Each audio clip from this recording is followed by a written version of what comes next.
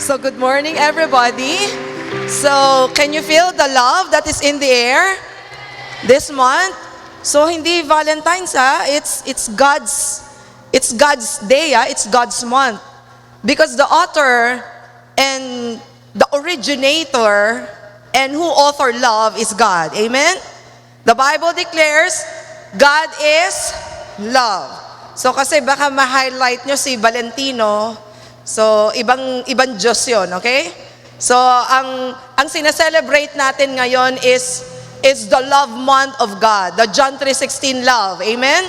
It is the agape kind of love, the highest form of love. It's not even the eros kind of love, it's not even a phileo kind of love. It is the agape kind of love. The kind of love that God gave His only Son to us so that we can experience salvation. So are you happy that you're here? And we have the freedom to really worship God in spirit and in truth. Kaya sabihin sa katabi mo, God bless you. Okay, you may now take your seats. Alam niyo po, pag pinag-usapan ng pag-ibig, ang topic ko ngayon ay pag-ibig. Sabi mo, pag-ibig ang title ngayon. Ang topic ngayon ay pag-ibig. Love that never fails. So it's good now, once and for all, ako magtuturo nun, okay? Sabi mo, love that never fails. Lahat ng pag-ibig sa mundo, it can fail. But never the love of God. Kaya itatama natin kung ano ba talaga ibig sabihin ng pag-ibig at kanino ba galing ang pag-ibig at paano natin i-express ang pag-ibig. I remember before I continue in 1 Corinthians 13 verse 1, 2, and 3. Do you remember those verses? If I speak in the tongue of men of angels but have not love, I am only a resounding gong or a clanging cymbals. If I have the gift of prophecy and can fathom all mystery and all knowledge, and have that faith that can move mountains, but have not love, I am nothing. So if I give all I possess to the poor, and surrender my body to the flames, if I have not love, I gain nothing. So gusto niyo ba ituloy pa natin? So love is patient, yun naman yung favorite nyo. Love is patient, love is kind, love does not envy, love doesn't boast, and it is not proud. O, ituloy pa natin. Love is not rude, it's not self-seeking. Okay? And it doesn't easily angered, does not keep the record of wrongs. Tapos ang kasunod nun, love doesn't delight in evil, but rejoices in the truth. Tuloy ulit natin. Okay. Ano kasunod? Ano kasunod? Love always protects. Love always trusts. Love always hope. And love always perseveres. At yung pinaka-favorite nyo, love never fails. Gusto nyo ba ituloy pa natin? Hanggang doon na lang muna. Pero gusto ko yung dulo nun, 1 Corinthians chapter 13, verse 11, before yung 1 Corinthians 13, verse 13. O sige na nga, ituloy na nga natin. If there are prophecies, they will cease. Okay? If there are tongues, they will be still. If there are knowledge, they will pass away. Okay? Ano kasunod? For we prophesy in part, and we know in part. But when perfection comes, the imperfect disappears. O, tuloy ulit natin. When I was a child, I talked like a child, I thought like a child, and I reasoned like a child. Now that I am a man, I put my childish ways behind. Tuloy ulit natin. For now, we see but a poor reflection as in a mirror, but we will see face to face. Ano kasunod? Now I know in part, then I shall know fully, and then I shall be fully known. Ano kasunod? Now these three remain: faith, hope, and love. but the greatest of this is love. Okay? Okay ba yan? Memorize niyo na? So ako hindi ako nakatulog para i-memorize yan hindi rin ako nahiyang i-memorize sa inyo. Because that is very important that we know the concept of love. Truly, love is very important to God. At maganda yung ibig sabihin niya at konsepto niya at pangunawa niya at gusto niyang perception natin tungkol sa pag-ibig. Kaya yung first verses, sabi niya, o sige, alam mo na lahat. O sige, kaya mong magsalita ng kung ano-anong lengguwahe. Kahit lengguwahe ng anghel. So marami kang alam. Gumawa ka ng kabutihan. Lahat ng pera mo, pinamigay mo, lahat-lahat. Pero kung wala kang pag-ibig, it doesn't matter. Are you getting it? Are you getting it? Kaya pala marami tayo minsan na-experience, meron naman tayo ginagawang kabutihan, pero people don't feel na we love them. Lalo na sa mga magulang, minsan mga magulang natin, di ba, binibigyan natin ng pera. So pag binigyan natin ng pera, parang, ayan na, gumawa naman tayo ng kabutihan, pero there's no love. So still, wala pa rin yun. Are you getting that? So yung first 3 verses na yon, makikita nyo na ang God may concept with regards to paano natin i-express at kung ano talaga ang pangunawa natin sa pag-ibig. At pagdating sa pag-ibig, ang palagi nating dapat pag-umagihan ay yung term na relationship. Say it with me, relationship. Hindi totoo na pag may pag-ibig ka, ay pag-ibig mo lang yung sa sarili mo. O sige, sino dito nakakaramdam ng pag-ibig at na-inlove lang siya sa sarili niya? O sige, tingnan yung sarili niya. In love ka ba?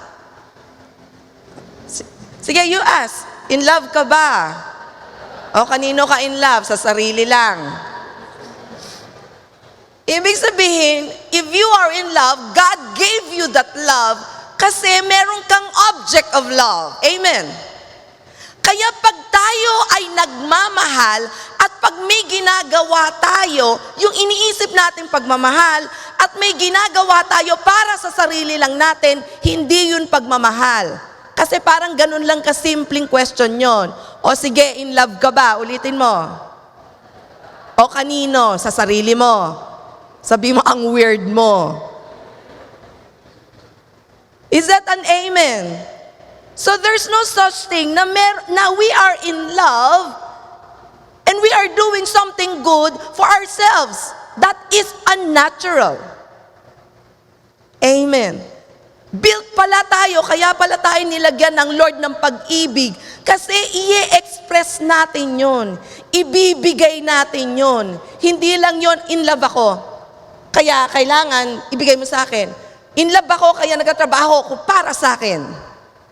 So, it is very unnatural. Sabi mo, hindi pala normal na kaya ka gumagawa ng sambagay para sa sarili mo. O sige, sabihin mo ulit sa katabi mo.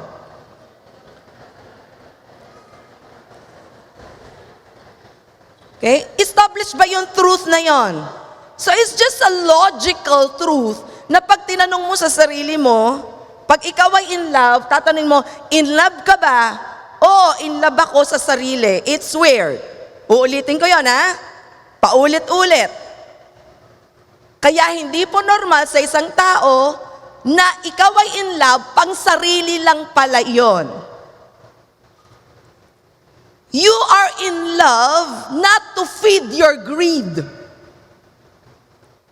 So if you are feeding your greed, that is not love. And love doesn't spell L-U-S-T. Are you getting it? What is the spelling of love? Baka talunin pa kayo ni Tracy. Alam niya. Kasi sa high five, alam niyo yung cartoon na high five? Yan. L-O-V-E, I love you and you love me. So baka yung bata, mas alam pa yung konsepto ng ibig sabihin ng pag-ibig. So kaya po wag nating mamaliin. So ang love, ano spelling ng love? L-O-V-E. Kaya po, may requirement ang relationship. with regards sa ating love. Because in every relationship, hindi nyo pwedeng tanggalin at di natin pwedeng tanggalin ang pag-ibig. Are you getting that? Because in Genesis chapter 2, verse 18, 19, and 20, basahin po natin tapos bago ko po ipaparaphrase. Pinakita mo doon, it's not good for a man to be alone. So God need to create something. Okay? So ulitin natin, Genesis chapter 2, 18, 19, and 20. The Lord God said, "It is not good for a man to be alone. I will make a helper suitable for him." Verse 19. Now the Lord God had formed out of the ground all the beasts of the field and all the birds of the air. He brought them to the man to see what he would name them. And whatever the man called each living creature, that was its name. Verse 20. So the man gave names to all the livestock, the birds of the air, and all the beasts of the fields. But for Adam, no suitable helper was found. Alam nyo, maganda dito, may makikita kayong irony. Nakita ng Lord na there's no suitable helper. So, what God did is to create a beast. To create creature that flies and crawls. And then, ang ginawa ni Lord, sige, Adam. Ibinigay kay Adam. So tinignan ni Lord kung ano ang gagawin ni Adam. At pinangalanan ni Adam. I think Adam tried to connect at makipag-relationship sa mga aso't pusa. Amen. Sino dito may aso't pusa? Sino dito may aso't pusa? Okay. Gustong-gusto nyo ba sa aso't pusa? Ha? Ito yung weird, O, tingnan nyo, No suitable helper has been found. God created the dog and the cat, and the elephant, and all the birds, or the parakeet, or the parrot, o kung anong birds pa yon. But still, no suitable helper has been found. And so, God created the woman. Are you getting that? Amen. So, ang relationship ng man and woman with regards to marriage, si Lord ang gumawa. Si Lord ang nag-design. Are you getting that? That is the biblical foundation and that is the first outline. In a relationship, there should be a biblical foundation with regards to love. And that is, you cannot distort what God had established and ordained from the very beginning. So, ikaw po ay hindi nakitaan na may kakulangan. So, hindi po sapat sa inyo ang hayop. Amen. Sabi mo, may alaga ka bang hayop? May alaga ka bang pusa? Alam niyo po, kaya po hindi po maganda na mas nagsesettle na lang tayong kausap si Tagpi at saka si Muning. Are you getting that? Dumating ang point, ang mga tao ayaw nang kumausap sa tao, walang kakwenta-kwenta daw. Mas gusto pa si Tagpi at saka si Muning, mas may sense pa. Si Tagpi kasi at saka si Muning, pag pinakain mo, umaamo, bumabait, hindi ka sinasakmal, pinagtatanggol ka, minamahal ka. Sabi ng tao, ang tao, pinakain mo na, minahal mo na. Sasaktan ka pa. Iiwan ka pa. O sino ba ang mas maganda? Si Tagpi, si Muning, o tao?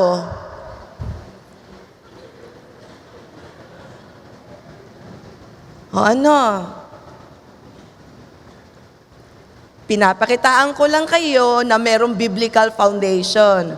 Walang problema kay Tagpi at kay Muning, pero makikipag-usap ka pa rin at makikipagkapwa ka pa rin sa tao. Kasi ikaw ay tao, makipagkapwa tao. Amen. Yun ang biblical foundation. Hindi yung hindi mo nakakausapin ng tao dahil kay Tagpi at kay Muning. At yan po ang usong-uso sa panahon ngayon. Kasi sinasabi na mas loyal para ang mga hayop. At mas ugali pang hayop ang tao ngayon. And that can be true. So dapat eye-opener sa atin. Pag nakikipag-relationship tayo, ang biblical foundation, tayo ay magpakatao. Amen. Sa simula pa lang, hindi ka kinreate na hayop.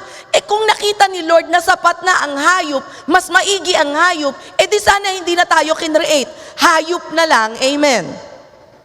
Kaya sabi mo sa katabi mo, mas maigi ka pa talaga sa hayop. Mas mabait ka kaysa sa hayop.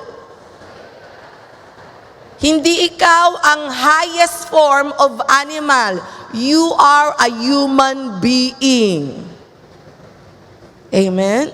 Kasi ang turo po sa atin sa science, we are the highest form of animal. So I beg to disagree. Kung kahit saan pa pinagkuhaan yon dahil may parts tayo na mukha tayong higher form of animal. Still, you are human being. Amen. Amen. So malinaw na malinaw. So dapat, pag tayo nakikipag-relationship, gusto talaga ni Lord, tao sa tao, and that is the best. So wag tayong mag-uugaling parang hayop. Kasi talaga yung ibang tao nadadala. Dahil nakikita nila, mas loyal pa at mapagmahal ang hayop. Kita mo si Muning, pag pinakain mo, gaganon pa sa'yo, no? Lilinisan pa yung sapatos mo, no? Ng feather niya. Samantalang yung mga anak, pinakain mo na, ano ba naman yan, nanay? Ikaw na nga magbasahan. O sino ba ang mas mabait? Si Muning o yung anak? So, nauunawaan nyo na ba? Pinapakita lang sa atin na etong nakasulat sa Biblia. Mas maigi talaga ang tao. Kaya tayo hanapin natin, dapat may pinaghuhugutan ng pagiging tao natin. Hindi po tayo hayop. Amen. Kaya kita mo, ang ginagawa sa mga tao, ay naku, napakabuhaya niyan. Kita nyo, pinaris na tayo sa hayop. Ginawa na tayong buhaya. Ang ibig sabihin ng buhaya ay greedy lang. Ang ibig po sabihin ng buhaya ay pumapatay. At kumakagat ng malaking malaki, hindi ka titigilan hanggat hindi ka ubos. It's not just about greediness. Are you getting it? Okay? So dapat po makita na that is the biblical foundation. In 1 John, ito yung pangalawa. In 1 John chapter 4, verse 7 and 8. Beloved, let us love one another. For whoever loves is born of God and knows God. Okay, quote on that. Whoever loves does know God and born of God. And whoever does not love doesn't know God, because God is love. Amen.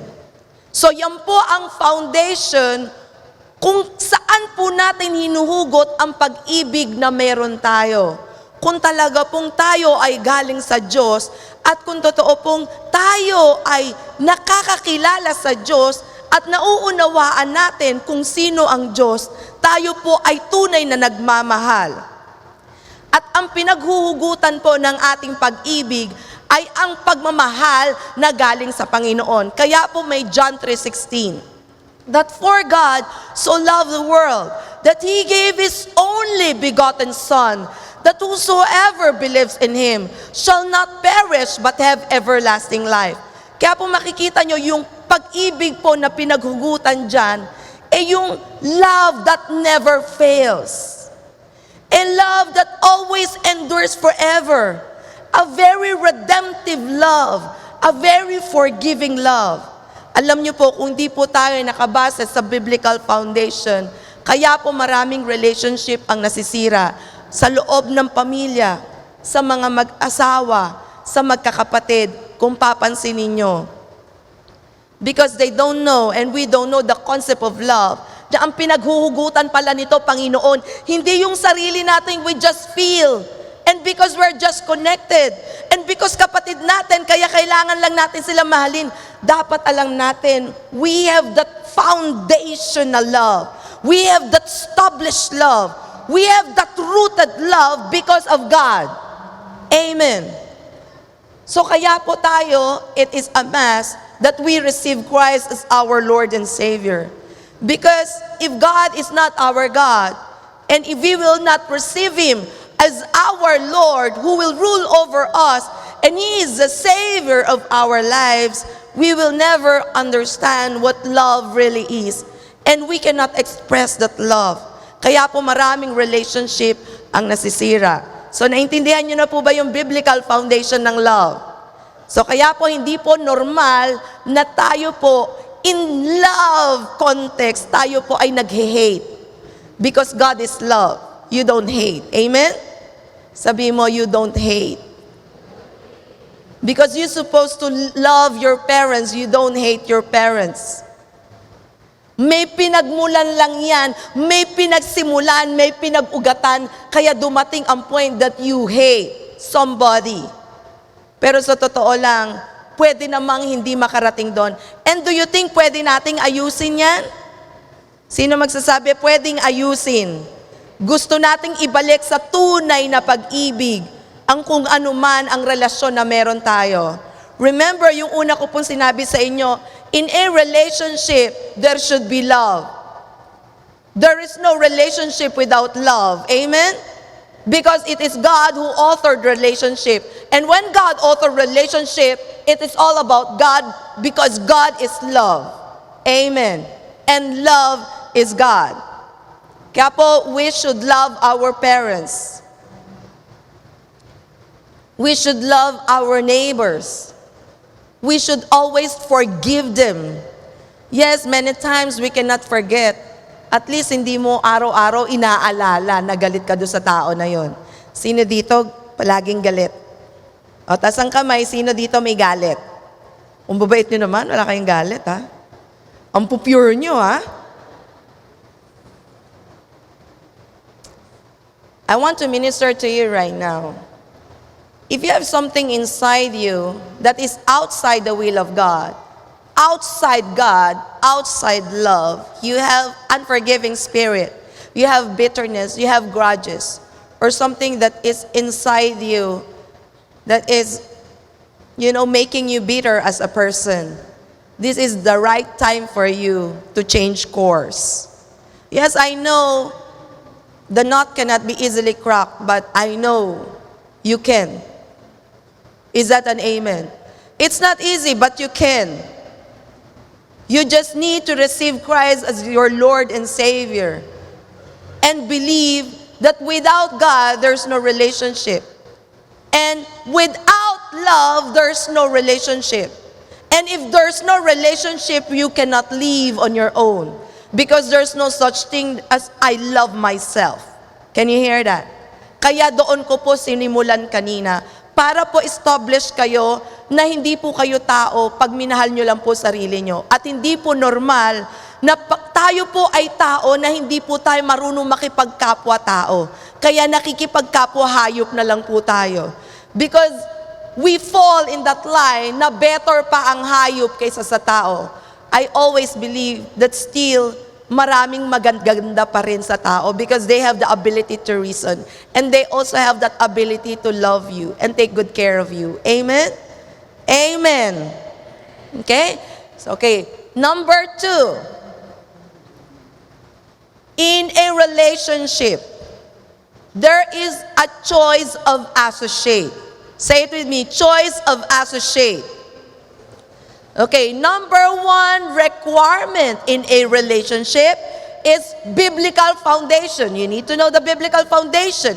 Number 2, choice of associate. Okay? Say it with me, choice of associate. In 1 Corinthians chapter 15, verse 33, it is written, bad company corrupts good character. Can you hear that? Bad company corrupts good character. The person you embrace today, the person you are in your relationship, in a relationship with, will determine your future.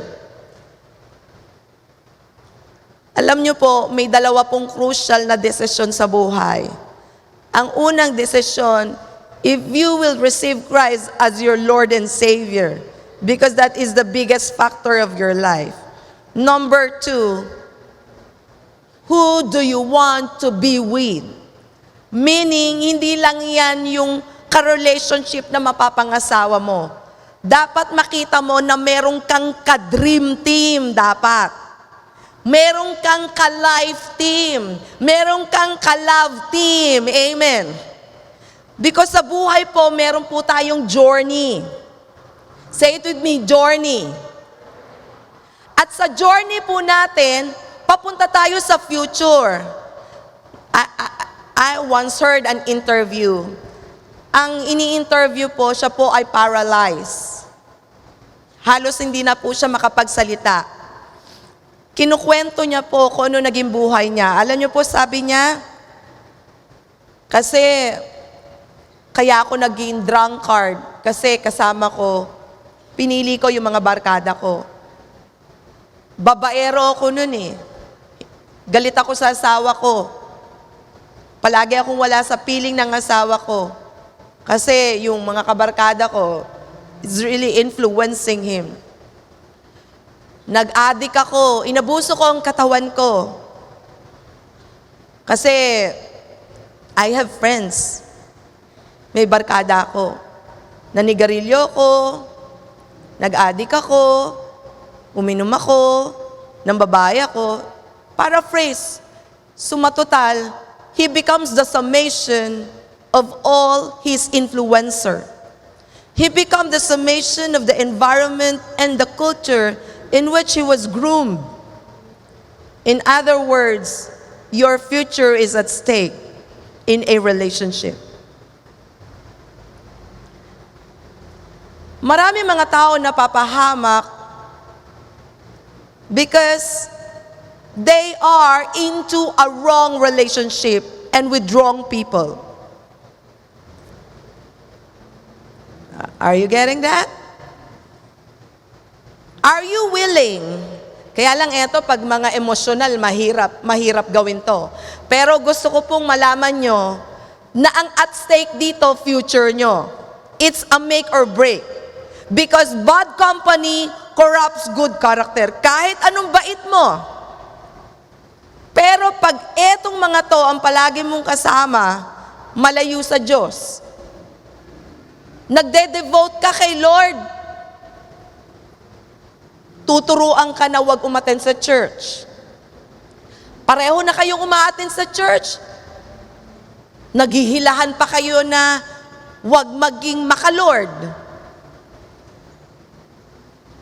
So I think this time, kailangan pipili tayo ng kung sinong kakaibaganin natin. Amen? You are not getting any younger. You are the summation. You are the product of the people around you. As much as you want not to be influenced, but you will really be influenced. Pwera na lang kung meron kang third na mamaya share ko, na meron kang sapat na level na ikaw ang mag-aayos ng life niya. Pero kung may pagkakataon ka pa ngayon, pipiliin mo kung sino yung makakasama mo sa buhay. Kasi kung sino ang kasama mo palagi ngayon, kung sino ang kausap mo palagi ngayon, yan ka magiging.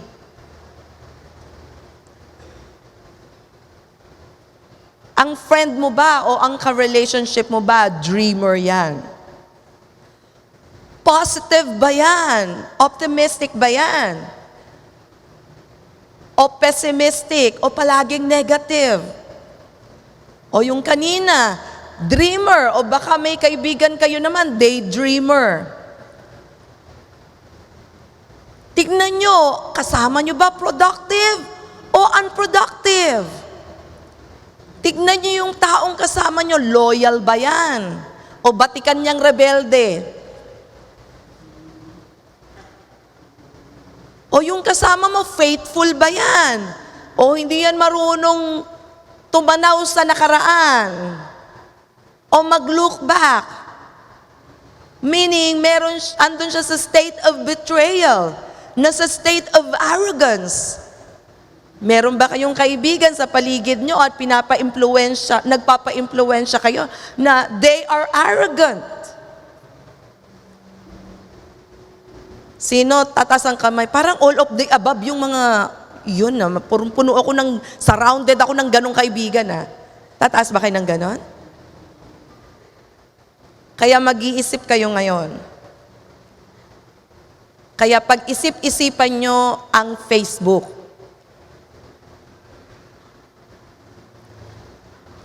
Kasi kung anong nababasa nyo sa Facebook, nag-groom ang utak nyo. Yung isa nag-feeling depressed ka rin. Yung isa nag-feeling lonely ka rin. Nag-feeling angry, mas feeling angry ka. Nagulat ako minsan sa newsfeed ko, naka-brat panty, profile pic. Because to some it becomes a joke. To some it becomes a culture. You have set the friends that are used to that thing. Now, one thing leads to another. If you don't have a friend na mag-aayos ng buhay mo, and that will bring out the best in you, but instead bringing out the worst in you, I believe you will be the worst person ever. Do you believe that you deserve the best friend? Do you believe that you deserve the best environment? Amen? Amen. Do you believe that the person around you deserve a better person like you? Kaya ang Facebook, iingatan nyo. Kaya minsan napansin ko, pag nag-comment, galit, yung susunod, galit. Pag nagalit siya, galit na rin. Kumbu-kumbu sila, galit silang lahat. May tip ako sa inyo. Kung galit kayo, sabihin nyo sa tao na kung kanino kayo nagagalit, kung talagang matapang ka. Huwag idadamay ang buong mundo sa galit. Ini-impluwensyahan nyo kami. Amen. Sino dito palaging asar sa mundo? Huwag nyo kaming idamay. Huwag mo nang isulat sa Facebook. Kung naaasar ka, isulat mo kung bakit. Kung kanino, kausapin mo. Huwag kaming idamay. Amen. Are you getting that? Do you think Facebook, ang social media, ang lakas mang-impluensya? Is that right? Kaya careful kayo sa panonoorin nyo. Kaya maraming bading ngayon kasi nga ang pinanonood ay ganon. At tinatanggap natin kasi mukhang nakakatuwa. Pero yan ay in great opposition of the biblical foundation of God with regards to love and humanity. So you don't agree to that. Or else one day we will all believe in a lie. And one day, it can be legally right. And we are not anymore convinced that people needs God. And people needs to return to God. And go to God believing that God created in him God's image and likeness. And he created the man and the woman that is after God's own heart in that person. Are you getting that? Kaya po tayo, dapat po meron po tayong standard. Sino merong mga kaibigan dito na nilalabas ang galing nyo? At kayo rin ba yung kaibigan na naglalabas ng galing? Kayo ba yung ka-relationship na dinadala nyo sa maayos na kalagayan? Ang inyong asawa, ang inyong girlfriend, na hindi kayo nasisira pareho, hindi kayo napapahamak kasi kayo ay may relationship. At alam nyo, ibig sabihin ng relationship, it's all about God. It is God who authored it.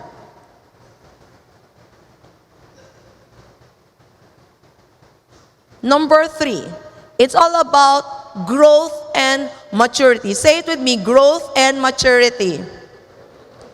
In a relationship, growth and maturity is a prerequisite.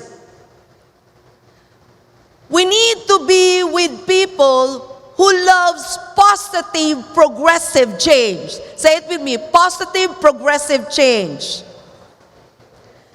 Okay, lakasan nyo, positive, progressive change. Yung iba kasi, pag nasa relationship, negative na, paurong pa.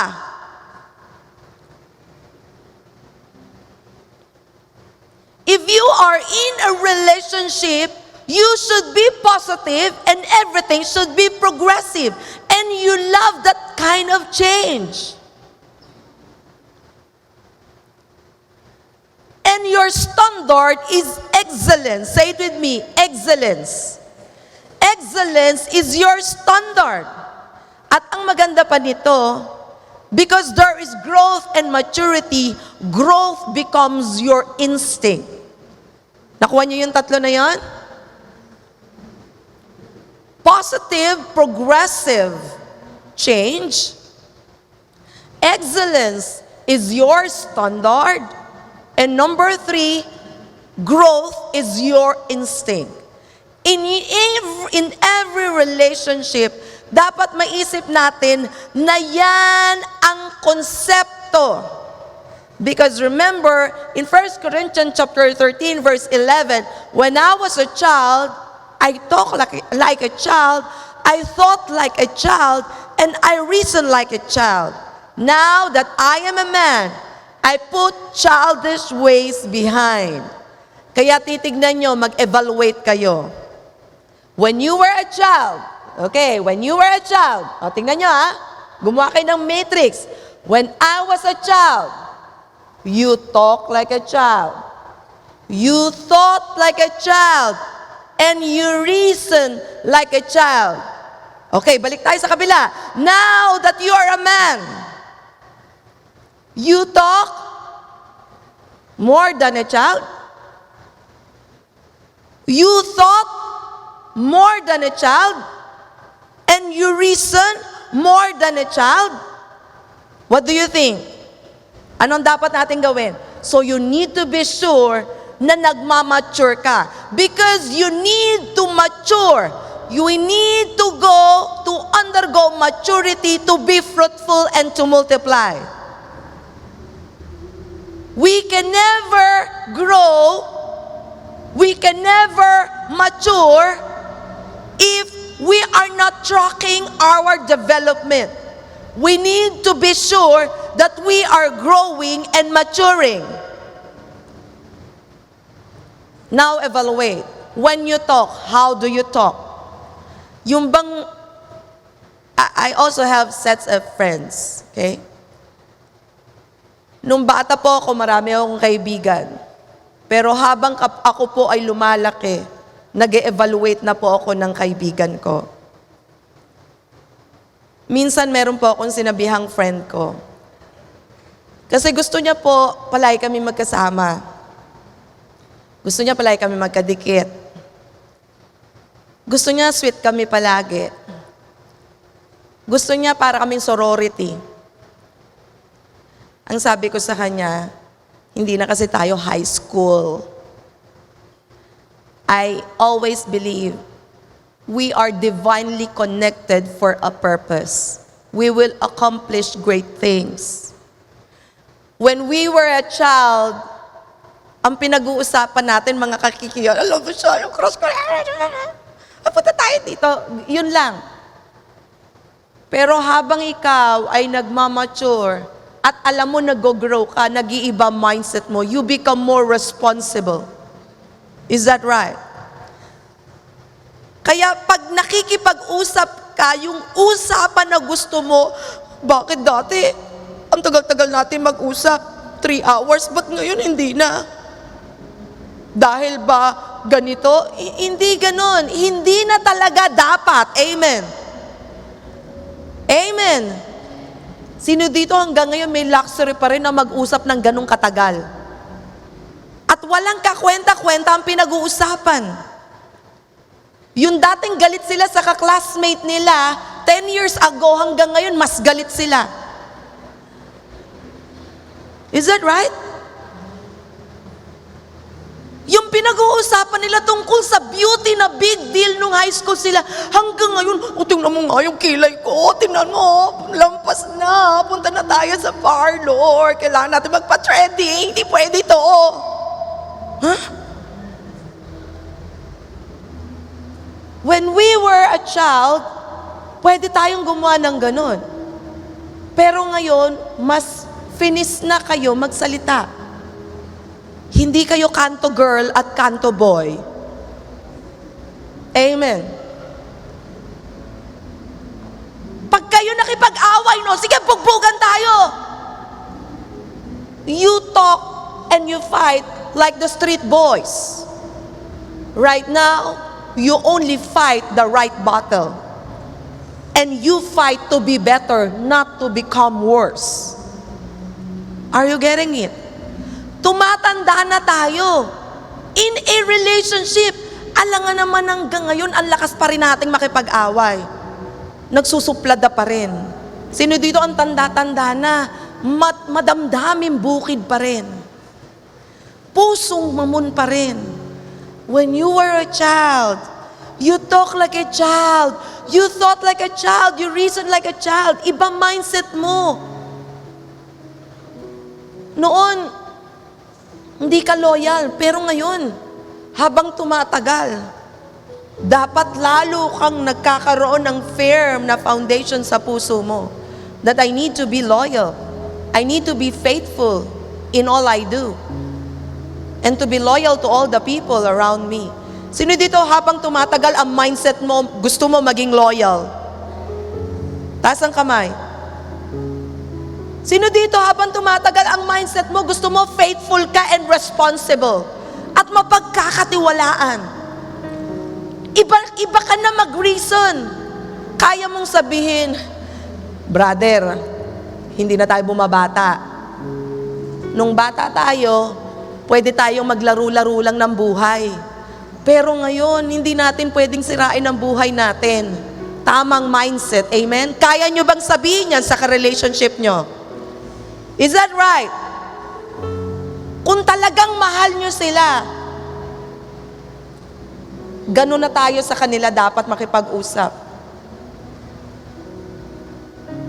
Because I remember in a verse, Proverbs 13:20, walk with the wise and you will be wise. But a companion of fools, you will suffer harm. So it's a make or break for you. Kaya alam mo ang dulo ng ating outline? It's all about conflict resolution. Say it with me, conflict resolution. Or resolving conflict. In a relationship, number 1, you need to have a biblical foundation. Number 2, choice of associate. Number 3, you need to have growth and maturity. And number 4, ano yung number 4? Ano yung number 4? O, lakas nyo. O, ulit, sabay-sabay. Conflict resolution. Ibig sabihin, in a relationship, you cannot avoid conflict. Amen? But I want you to know conflict is a complement. It's not to destroy relationship. It just proved that you're different. But even you are different, hindi nyo kailangan, you don't need to be indifferent. Meron lang kayong magkaibang vista, magkaibang vantage point. Pwedeng pag-usapan. Amen. Amen? Amen? Sino dito may conflict? May ka-conflict palagi. Bibigyan ko kayo ng tip sa pag-handle ng conflict. O, dito ako magtatapos. May conflict ba kayo sa house? Ako kasi noon, meron akong ginagawa. Pag may problema ako sa bahay, gusto ko alis ako. Sabi ko, pahinga lang ako. Nood ako sine. But it doesn't produce result. Now God tell me, if what you do doesn't produce result, the pattern that you do is not producing result, you need to make another mold. Right now, we need to be better in times of conflict. Amen. Because conflict is not for you to be worse. It's not for you to be better, but for you to be better as a person, not bitter as a person. We are not getting any younger. Simula pa lang ng pinanganak tayo po ay nasa kalagitnaan na ng conflict. Is that right? Hanggat may tao sa paligid nyo, may conflict. Pero paano nyo i-handle ang conflict? Hindi yan pampasira ng relationship. Pag may problema ako sa bahay ngayon, because before it doesn't produce result. Mukha lang masaya ako. Nag-trip ako. Pero the truth is, haharapin ko pa rin. Haharapin ko pa rin yung tao na yon. Haharapin ko pa rin ang sitwasyon. Ngayon, pag may problema ako sa bahay, pag may conflict ako sa bahay, I stayed at home. Alam niyo kung ano ginagawa ko? Nagluluto ako ng masarap. Naglilinis ako ng bahay. Sino gustong magkaroon ng ganong ka-conflict? Yung pag nakikipag-conflict, bumabait. Di ba yun ang maganda? Ayusin ko nga tong bahay na to. Magluluto nga ako ng masarap. Paano ko ba paplanuhin na pagdating niya? Hindi ako mukhang galit. Ganun ba kayo magplano? Tayo ginagawa natin, dapat maramdaman niya kung ano ang nararamdaman ko. Yung galit sa puso ko ay kailangan makaabot sa kaibuturan ng kanyang balon-balunan. Yung buong kalamnan niya ay dapat nanginginig sa galit. Ipaparamdam ko sa kanya ang galit na nararamdaman ko. Pwede ba baligtarin natin? It doesn't produce result. It just make you the bad person ever and the worst person ever. It make you bitter. Look at your face. Ang babata nyo pa, ang papangit nyo na.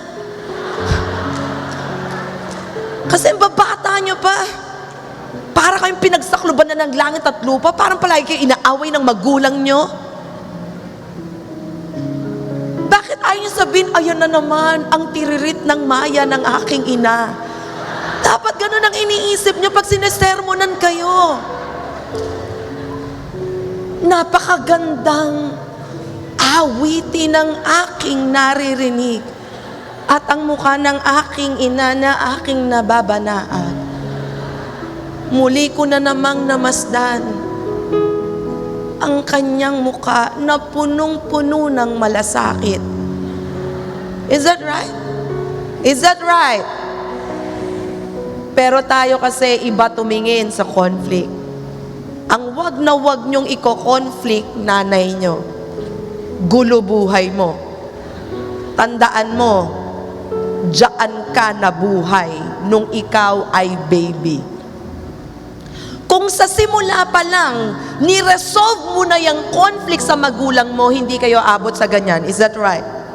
Kung sa simula pa lang, yung respeto na para sa kanila, na mukha kasing iniisip natin na mali sila, binigay mo pa rin kahit na mali ang iniisip natin tungkol sa iniisip nating mali nila. Hindi tayo aabot sa ganyang klaseng nararamdaman na parang tayo ay galit sa ating mga magulang.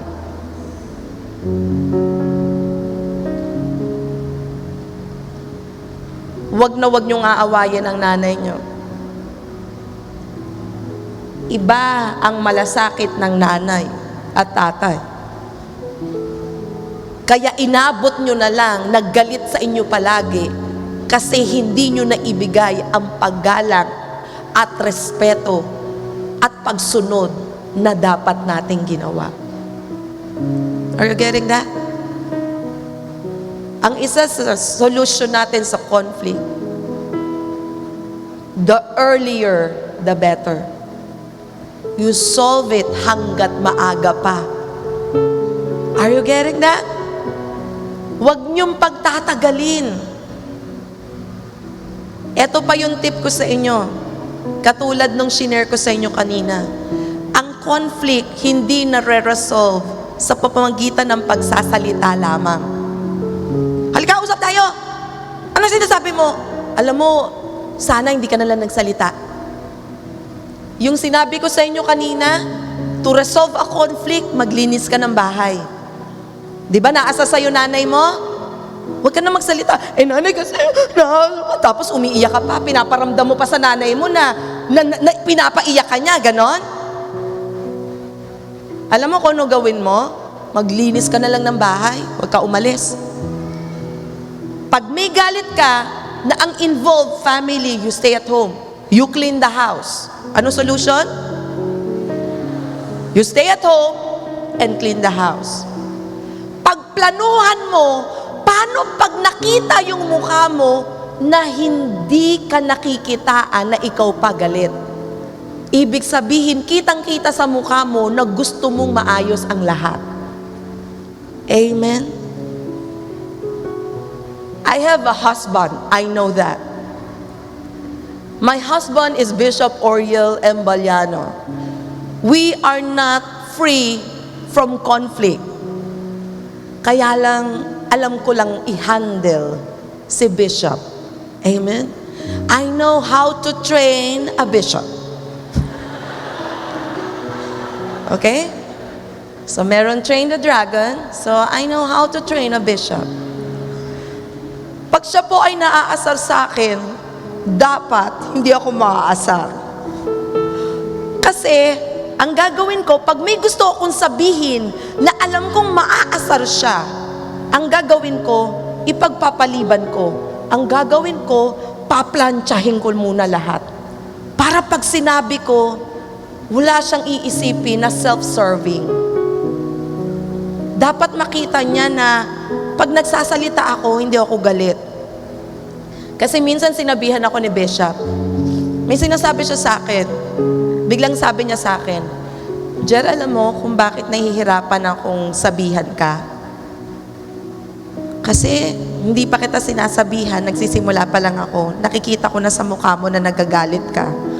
Sabi ko, grabe, feeling ko talaga mabait ako. Oo, alam mo, feeling ko, pag naaasar siya sa akin, o meron siyang gusto sabihin, tumatahimik lang ako. Alam mo, feeling ko talagang bait-bait ko, di ba? Ayun pala, yung katahimikan ko, kitang-kita niya, basang-basa niya, non-verbal, ayaw ko makinig. Ang tingin ko ba naman,